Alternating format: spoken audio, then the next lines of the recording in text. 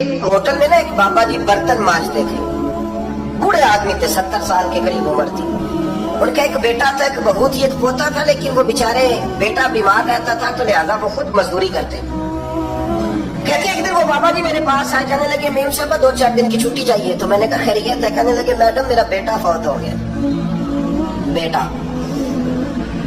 आपको पता है बाप का जनाजा पड़ना आसान है, बेटे का जनाजा उठाना बड़ा मुश्किल काम। कहती है मैं कुछ लिख रही थी, मेरे हाथ से कलम गिर गया।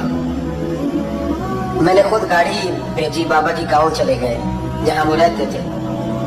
कहती 2-3 दिन के बाद मैं और मेरा शौहर गए तो रास्ते में हम बातें कर रहे थे कि क्या ताज़ियत करेंगे। एक ही बेटा था, कोई रिश्तेदार भी नहीं, तो उसकी तो कायनात उजड़ गई। किन लफ्जों से उसे ताज़ियत क्या कहेंगे। कहते जब हम गए तो वो टूटी हुई चटाई पे बैठा था, कुछ लोग करीब थे। हमने जाके कहा बाबा आप मुसलमान हैं, हम आपको क्या नसीहत करें, एक ही बेटा था, कि किस तरह करके हम आपको तसल्ली दें। तो कहते उसने आंखें खोली, बूढ़ी आंखों में ईमान की रोशनी। कहने लगा बीबी क्या ताज़ियत की बात करती हो, मैंने को पैसे जमा करा के बेटा लिया था, खुदा ने फजल से दिया था, अदल से ले गया है। मैं अपने रब के फैसले में बड़ा राजी हूँ। अल्लाहु अकबर। वो खातून कहती है कि वो बाबा जी से मैंने कहा कि चलो आप 1 महीने की छुट्टी कर ले। तो कहने लगा नहीं मैडम मैं मुसलमान हूँ, मुफ्त की रोटी नहीं खाता, मजदूरी करके खाता हूँ, मैं इंशाल्लाह 2-3 दिन के बाद काम पे आ जाऊंगा। कहते हैं वो चंद दिनों के बाद आ गया। अल्लाह की कुदरत के अभी 2-3 माह गुजरे थे, फिर आया। मैडम छुट्टी चाहिए कुछ दिनों की। मैंने कहा खैरियत है? कहने लगे वो मेरी बहू भी हार्ट अटैक से फौत हो गई। कहते अब मैं भी तड़प गई हूँ और ईसाई हो कि मेरी आंखों में आंसू आ गए। मैंने कहा घर का दरवाजा बंद हो गया, अब ये बेचारा क्या करेगा।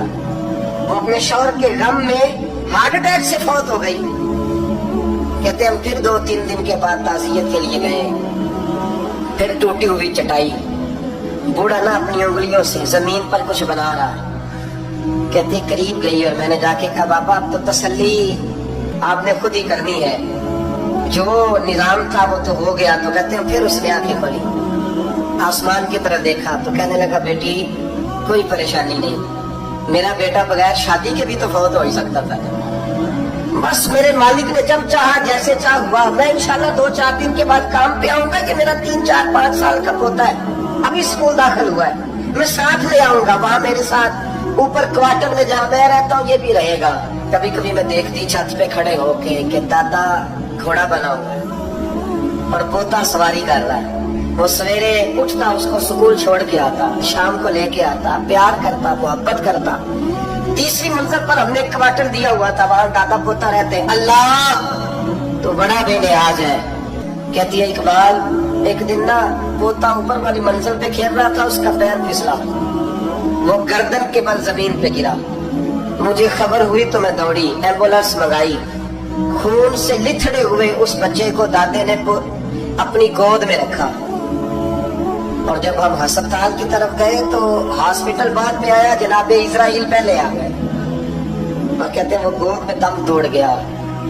फिर दादे ने उसे अपने हाथों से गुस्ल दिया, फिर उसने अपने बूढ़े हाथों से कब्र खोदी और फिर मिट्टी डाल के कहने लगा इन्ना लिल्लाहि व इन्ना इलैहि राजिऊन। जे सोना ही मेरे दुख विच राज, जे सोना ही मेरे दुख विच राज। फिर सुख नु चुल्ले डाल। कहते वो मिट्टी डाली उसने और जब वो वापस पलटा तो मैं बाजू से थाम के होटल करीब लाई और मैंने उसके करीब कहा कि बाबा तू टूट गया है, तो बिखर गया है। तो कहते हैं यूं उसने हाथ रखे और यूं आंसू छटक दिए। कहने लगा मैडम क्यों क्यों, मेरे अंदर कोई अकीदा नहीं, मैं कोई लवारस हूँ, मेरा कोई रब नहीं, मैं क्यों परेशान रहूंगा, मैं तो भूखा हुआ फालू। थोड़े दिन गुजरेंगे कब्र में जाऊंगा और जब जन्नत में जाऊंगा तो अल्लाह मेरी बेटे से भी मुलाकात कराएगा, मेरे पोते से भी मुलाकात कराएगा, मेरे रब सारी मुलाकातें करा देगा। मैं अपने अल्लाह की रजा में बड़ा राजी हूँ। वो खातून कहती है मेरा और मेरे शौहर का कलेजा फटने लगा। मैंने कहा बाबा ये जज्बा कहाँ से मिलता है, ये सुकून कहाँ से आता है, ये कैफियत कैसे मिलती है। मुझे कहने लगा तूने लेनी है। मैंने कहा तो कहने लगा तू भी गुंबद खजरा वाले नबी का कलमा पढ़ जा, अल्लाह तुझे सुकून अता करे।